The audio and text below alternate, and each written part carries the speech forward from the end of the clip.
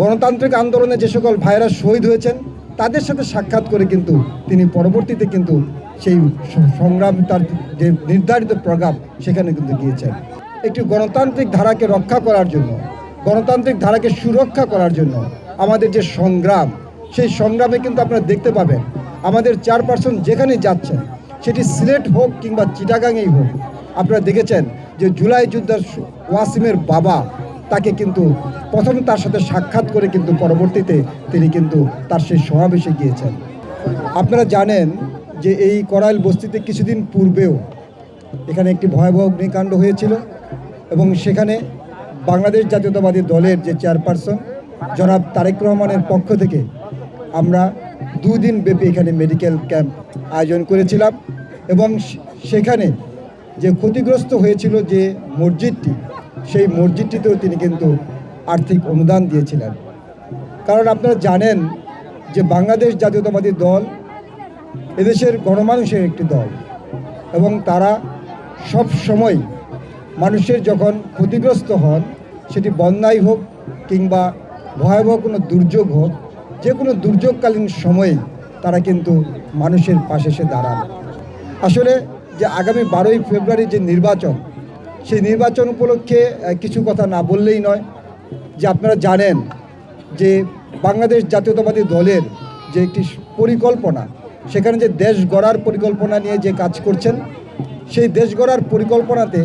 স্বাস্থ্যসেবা কিন্তু একটি বড় অংশ এবং যে বর্তমানে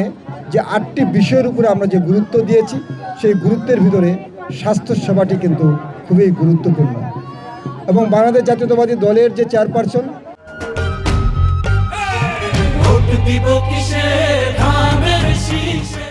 তিনি অনেক আগেই ঘোষণা করেছেন যে এদেশের স্বাস্থ্য ব্যবস্থাকে কিভাবে মানুষের দোরগোড়ে পৌঁছে দেওয়া যায়, সেজন্য যে ন্যাশনাল হেলথ সার্ভিস ইউকের যে মডেল, সেই মডেলের স্বাস্থ্য ব্যবস্থায় বাংলাদেশের স্বাস্থ্য ব্যবস্থাকে কীভাবে গড়ে তোলা যায় সেই নিয়ে কাজ করছেন। এবং স্বাস্থ্য খাতে যে দুর্নীতি, সেই দুর্নীতিকে রোধ করার জন্য কি পরিকল্পনা নেওয়া যায় সেই জন্য একটি বিশেষজ্ঞ টিম কিন্তু আমাদের এখন কাজ করছে। উপজেলা স্বাস্থ্য ব্যবস্থাতে কিভাবে একটি গর্ভকালীন মা ও শিশুর স্বাস্থ্য সেবা নিরাপদ করা যায়, সেখানে কিভাবে আমাদের পর্যাপ্ত স্বাস্থ্য ব্যবস্থা ডেভেলপমেন্ট করা যায়, যেখানে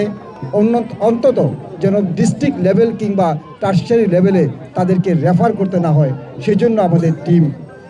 এখন থেকেই কাজ করছে। তবে এই স্বাস্থ্য ব্যবস্থাকে যদি ডেভেলপ করতে হয়, তাহলে যেটি দরকার আপনাদের সকলের সহযোগিতা। তার ফলেই কিন্তু সম্ভব এদেশে একটি ভালো ধরনের একটি স্বাস্থ্য ব্যবস্থাকে গড়ে তোলা সম্ভব হবে। এবং আগামী যে নির্বাচন, সেই নির্বাচন কিন্তু আপনারা খেয়াল করবেন যে একটি গণতান্ত্রিক ধারাকে রক্ষা করার জন্য, গণতান্ত্রিক ধারাকে সুরক্ষা করার জন্য আমাদের যে সংগ্রাম, সেই সংগ্রামে কিন্তু আপনারা দেখতে পাবেন আমাদের চেয়ারপারসন যেখানে যাচ্ছেন, সেটি সিলেট হোক কিংবা চিটাগাংয়েই হোক, আপনারা দেখেছেন যে জুলাই যোদ্ধার ওয়াসিমের বাবা তাকে কিন্তু প্রথম তার সাথে সাক্ষাৎ করে কিন্তু পরবর্তীতে তিনি কিন্তু তার সেই সমাবেশে গিয়েছেন। গণতান্ত্রিক আন্দোলনে যে সকল ভাইরা শহীদ হয়েছেন তাদের সাথে সাক্ষাৎ করে কিন্তু তিনি পরবর্তীতে কিন্তু সেই